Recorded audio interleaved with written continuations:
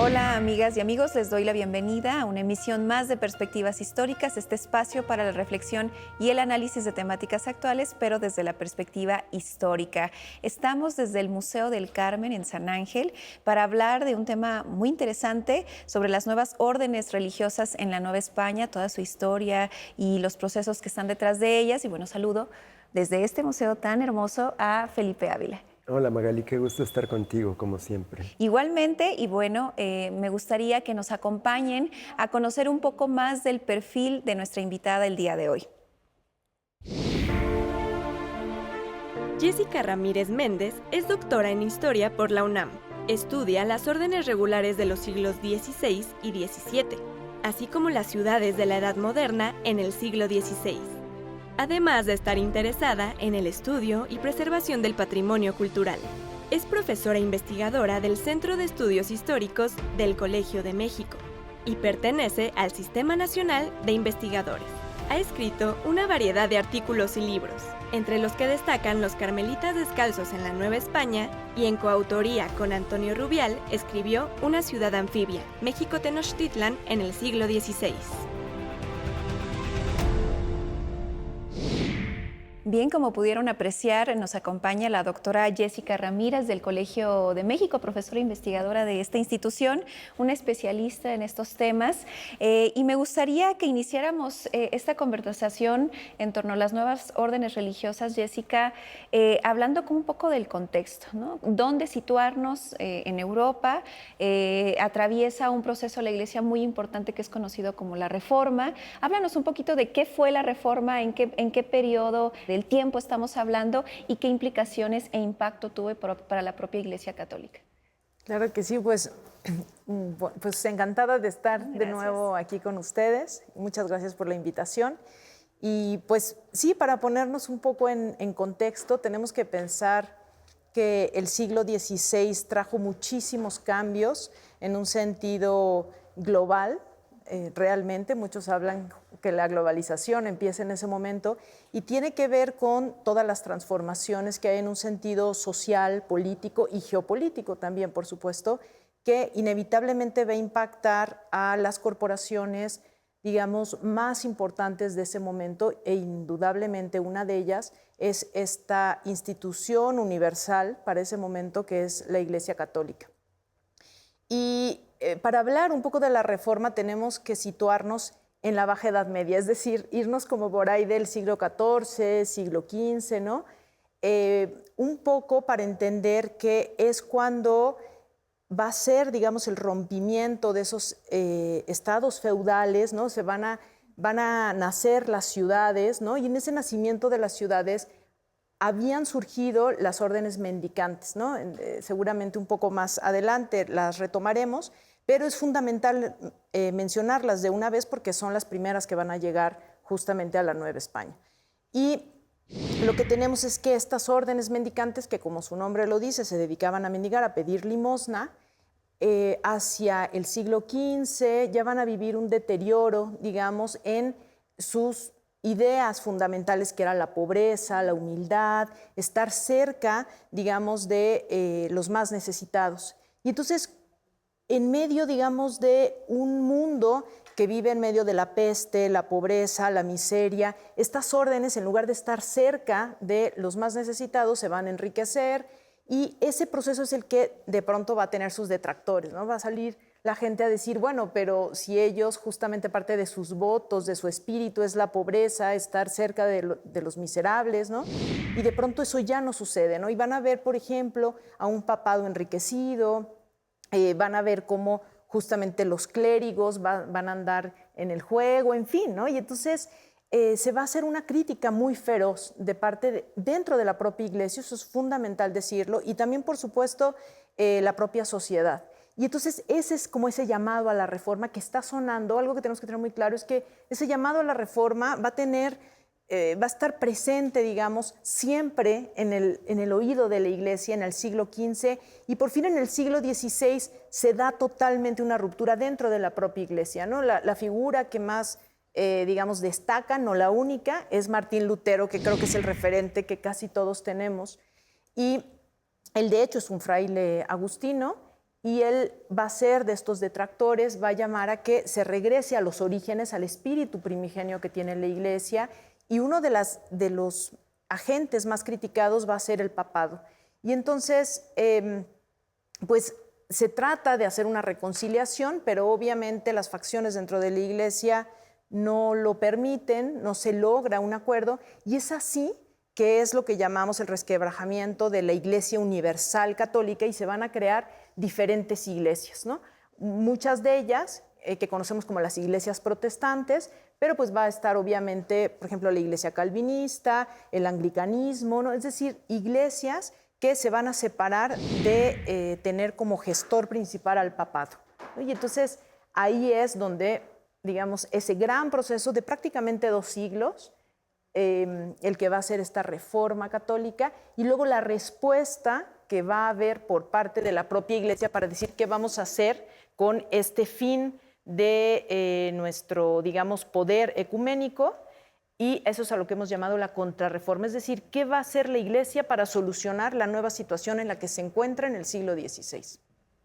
Jessica, como bien comentas, el siglo XVI es quizá la primera gran globalización que conocemos. El descubrimiento de América pone en contacto al viejo continente con un continente completamente nuevo, con millones de seres humanos a los que no conocen, con inmensos territorios que tratan de ocupar. Y en esta gran empresa, la Iglesia Católica es un aliado fundamental de la monarquía española, que por la bula papal se le otorga la concesión de poder colonizar y evangelizar el Nuevo Mundo.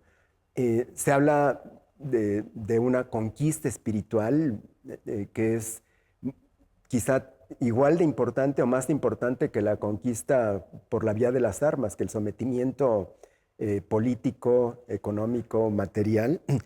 Y llegan las primeras órdenes religiosas a la Nueva España, los franciscanos, los agustinos. ¿Cuál es este contexto que nos explica la importancia que tiene esta conquista espiritual en el siglo XVI, en lo que hoy es México, que se constituye como Nueva España? ¿Y cuáles son como las diferencias entre estos primeros frailes que llegan en la década de 1520 y estos que llegan hacia el final del siglo XVI, que es objeto de un estudio muy riguroso que tú has hecho?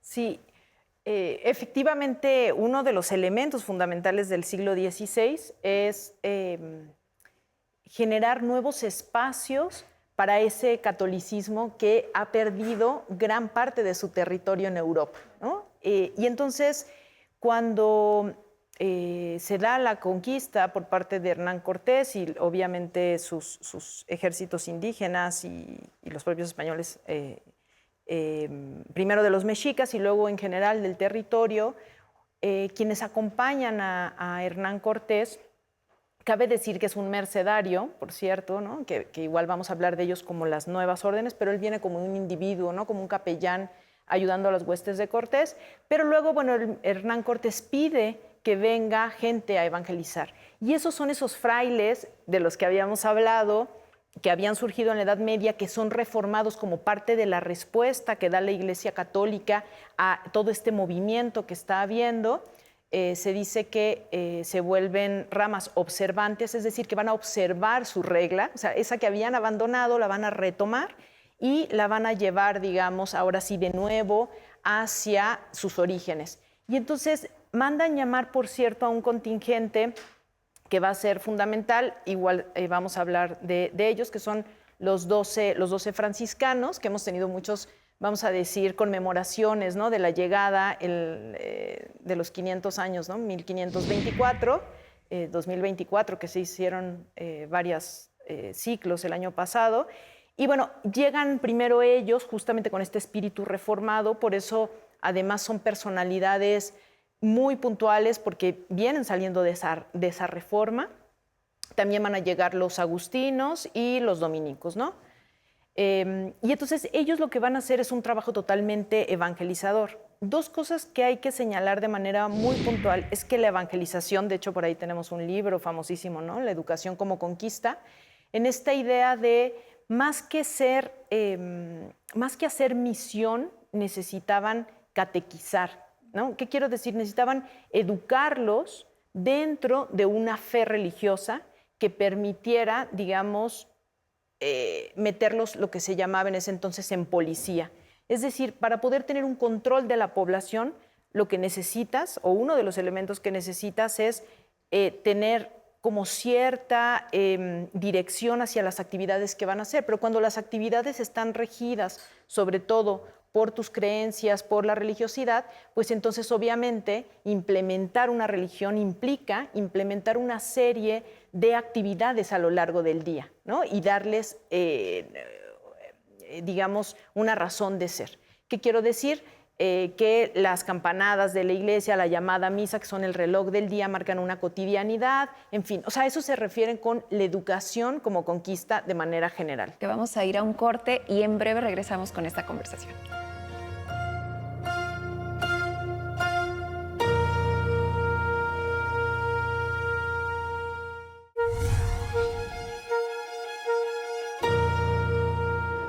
El Colegio de San Ángel fue la 7ª fundación que los frailes carmelitas descalzos hicieron en Nueva España. Hoy en día se ha convertido en la sede del Museo del Carmen. Este edificio es un producto neto de su tiempo y de sus circunstancias. Es muy claro que obedece a las obras hechas durante el Renacimiento italiano y español, que empieza a transformarse a finales del siglo XVII, principios del XVIII, para llegar a lo que algunas gentes llaman el manierismo. Es un edificio austero, sencillo y muy pobre, inspirado precisamente en los principios de Santa Teresa de Jesús y San Juan de la Cruz. Es un edificio que es un producto cultural y que nos permite conocer muchas cosas, al cual les invitamos a que vengan porque hay mucho que decir. Es el edificio más importante de la zona, indiscutiblemente. Yo diría que del sur de la Ciudad de México, este edificio descuella por encima de todos los demás. Les invito a venir a este, que es el centro y generador del urbanismo de San Ángel. Bien, regresamos. Jessica, pudimos ver en la cápsula un poco de la historia de esta edificación, de este museo, y que en realidad pues albergaba una de estas órdenes de las cuales nos estás hablando, pero eso hablaremos más adelante. Me gustaría que retomáramos la conversación y nos hablaras un poco de ese contexto al que están llegando estas nuevas órdenes. Y a mí también me gustaría preguntarte, digamos, ¿cuál es la característica, su función y cómo se va transformando si es que tiene lugar? Y cuando tú nos hablas de estas órdenes que están viviendo un proceso de reforma, ¿qué implicaciones tiene? O sea, ¿qué están haciendo distinto estas órdenes en la Nueva España a la experiencia que tenían quizá en territorio europeo? Claro. Sí, justo estábamos comentando cómo llegan lo que hemos englobado, lo que se engloba como órdenes mendicantes, ¿no? Que ellos hacen 3 votos, hay que recordarlo: castidad, pobreza y obediencia. Esos 3 votos, sobre todo el de su esencia, digamos, que tenía que ver con la pobreza, es la que más se había deteriorado, y también el elemento de las órdenes mendicantes viven en comunidad, hacen oración en el coro, es decir, tienen horarios muy estrictos, ¿no?, esquematizados, que les permite tener cierta disciplina. hay que recordar que parte de la función de las órdenes regulares en general, que forman parte de la Iglesia, es ser mediadoras entre el cielo y la tierra. Por eso es tan importante la oración. Entonces, lo que habían experimentado en Europa es que, digamos, andaban fuera de los claustros, ya no había este elemento de pobreza, se la pasaban jugando, ¿no? A los naipes, sabemos, por ejemplo, en fin.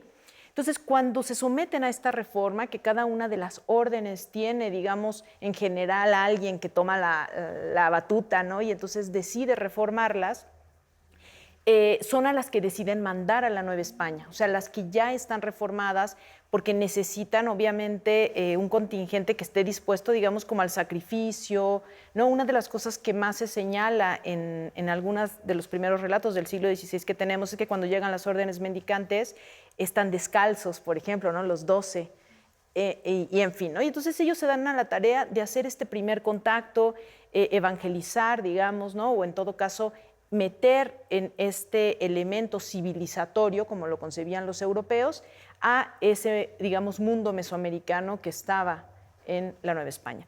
Eso sucede en los años 20, ¿no? Hay que pensar que, por eso comentábamos, que los franciscanos llegan 1524, los dominicos 1526, los agustinos 1533, es una primera oleada. Y hay que recordar que la conquista se va extendiendo sobre todo hacia la parte norte y también hacia la parte sur, que es lo que va a configurar la Nueva España.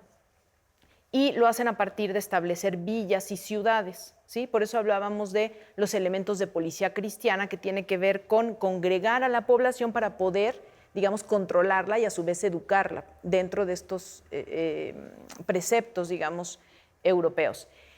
Cuando ya están esas ciudades y villas, empiezan a enfrentar un problema, y es que los españoles no se quieren quedar ahí, ¿no? Hay que pensar que conforme van avanzando hacia el norte del virreinato están en un proceso, digamos, de guerra, de confrontación todavía, porque el hecho de que los mexicas, digamos, hayan sido conquistados, pues eso es en la parte central, pero ¿qué pasa hacia el norte o hacia el sur? Y entonces, para ir extendiendo, la forma de hacer la guerra es ir poniendo presidios, villas, ciudades, pero ¿qué pasa si la propia población a la que llegas dice, no, pues yo no me quedo ahí porque cualquier día hay un asalto, ¿no? Mejor me regreso a los lugares donde ya está seguro. Entonces, ¿cómo convencer a la población de quedarse y asentarse para poder ir logrando la consolidación de esa conquista?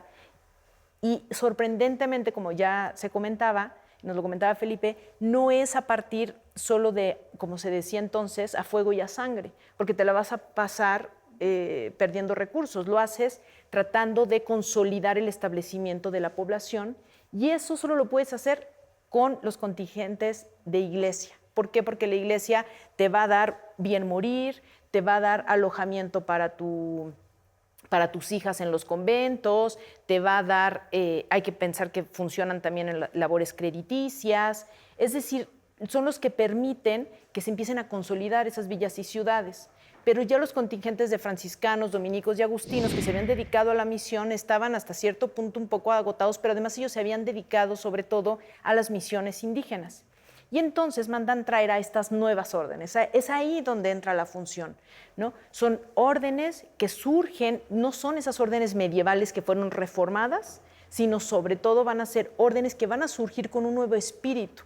La más conocida de esas órdenes que va a llegar a la Nueva España son los jesuitas, que nunca sabemos bien qué son, ¿no?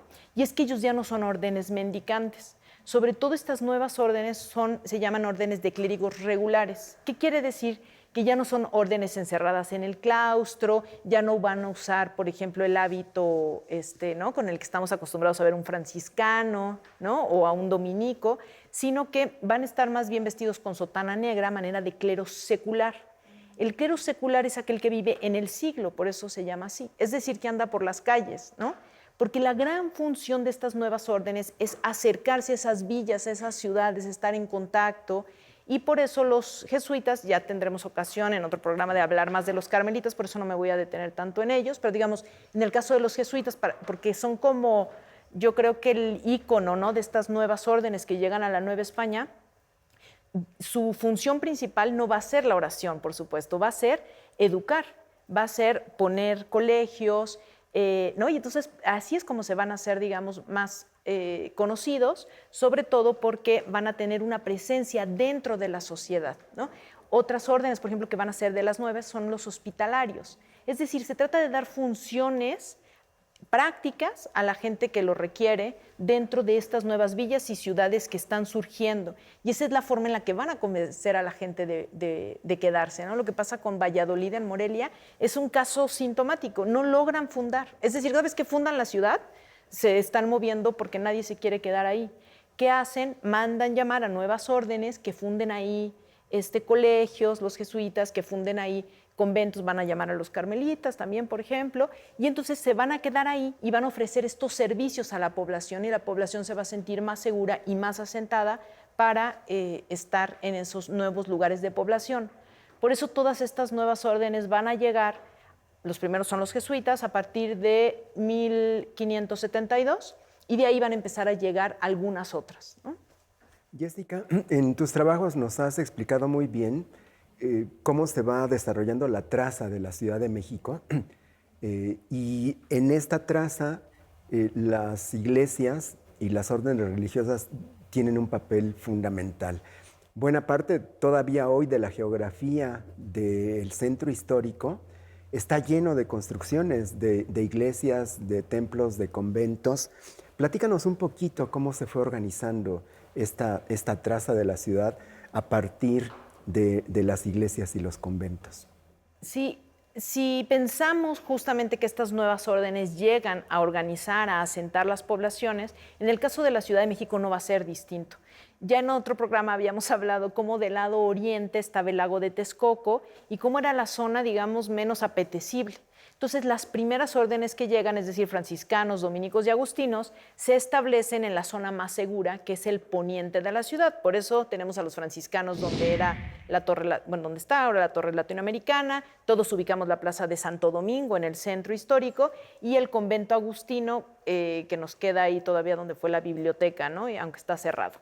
Si ustedes trazan una línea entre esos conventos, van a ver que todos están en la zona poniente. Cuando llegan las nuevas órdenes y se quieren establecer ahí también, por supuesto, las órdenes que ya estaban, las tres primeras, les dicen, por supuesto que ustedes no pueden establecerse aquí, este es nuestro territorio, literal.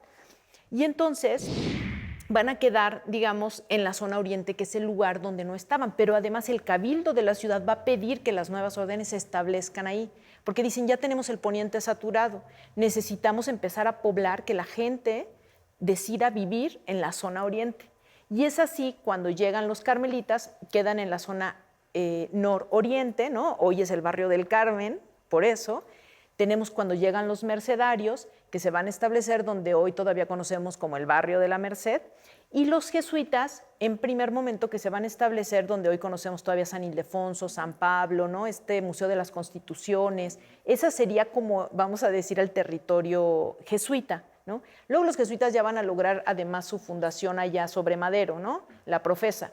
Pero me refiero a que si nosotros trazamos ese mapa del centro histórico, que además sigue teniendo reminiscencias hasta el presente, no solo en los nombres, sino en las funciones que tienen estas órdenes, están absolutamente divididos tanto por la temporalidad en la que llegaron, pero también por la función que van a tener de arraigar población en los espacios donde nadie quería, digamos, asentarse.